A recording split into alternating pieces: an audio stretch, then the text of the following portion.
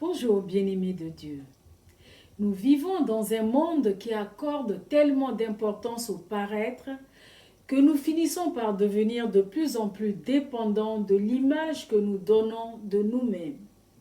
Conséquence, nous accordons une importance démesurée aux critiques que nous recevons, oubliant que le plus important, au-delà de ce qu'on peut dire de nous, est avant tout d'être agréable à Dieu. Notre verset du jour vient de la première épître aux Corinthiens au chapitre 4, verset 3, où l'apôtre Paul fait cette déclaration. Pour moi, il m'importe fort peu d'être jugé par vous ou par une juridiction humaine. Beaucoup étouffent leurs convictions par crainte de déplaire à leur entourage, crainte d'être critiqués, voire rejetés. Or, la clé pour garder sa paix intérieure, c'est de ne pas craindre d'être critiqué, d'être jugé par les autres, par l'entourage, par le monde ou par l'Église. Il faut donc éviter de vivre dans une pression constante de vouloir absolument plaire au monde. Si je fais ceci ou dis cela, qu'est-ce qu'ils vont penser de moi? Je risque fort d'être catalogué ou rejeté. Comme j'aspire à être bien vu, là où je me trouve, je ne supporte pas d'être critiqué ni d'être jugé. Du coup, je vais avoir tendance à adopter une personnalité et des comportements qui ne me ressemblent absolument pas. Je mets en œuvre des artifices, je deviens fausse, ce que Dieu ne peut cautionner. Il faut savoir que dans la vraie vie, à un moment ou à un autre, chacun de nous finit toujours par faire face à la critique.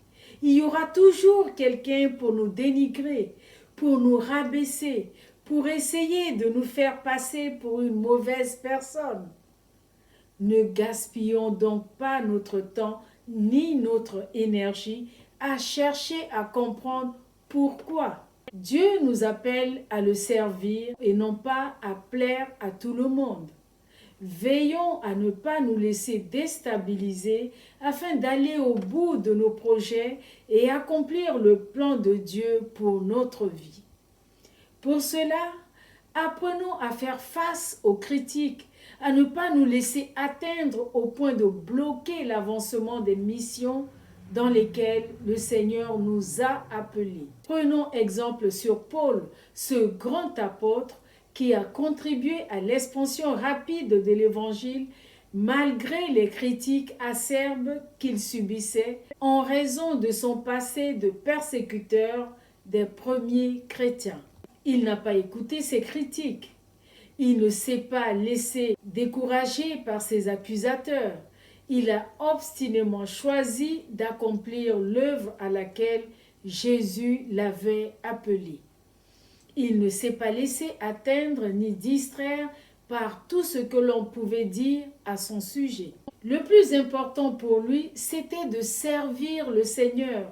Sa force était qu'il voulait avant tout plaire à Dieu. Il ne recherchait en aucun cas l'approbation des hommes. Ésaïe 54, 17 déclare « Toute arme forgée contre toi sera sans effet, et toute langue qui s'élèvera en justice contre toi, tu la condamneras. Tel est l'héritage des serviteurs de l'Éternel. Tel est le salut qui leur viendra de moi, dit l'Éternel. » Bien-aimés, veillons à rester zélés pour le Seigneur et à ne pas nous éloigner du plan de Dieu sous prétexte de vouloir plaire à tout le monde par peur de la critique. Et plus que toute autre chose, veillons sur notre cœur afin de conserver la paix et la joie intérieure, source de notre épanouissement. Amen. Prions ensemble. Père, nous voulons persévérer dans le bon combat de la foi et ne pas nous laisser distraire par des critiques négatives. Nous reconnaissons que le Seigneur Jésus lui-même a dû faire face à de nombreuses critiques et accusations. Le cœur de l'homme est incurable. Il s'arrête sur des détails et critique en oubliant les bienfaits reçus. Merci Seigneur de nous rendre tellement libres de faire ta volonté et non celle des hommes, sans peur d'être jugés ni critiqués par eux. Au nom de Jésus.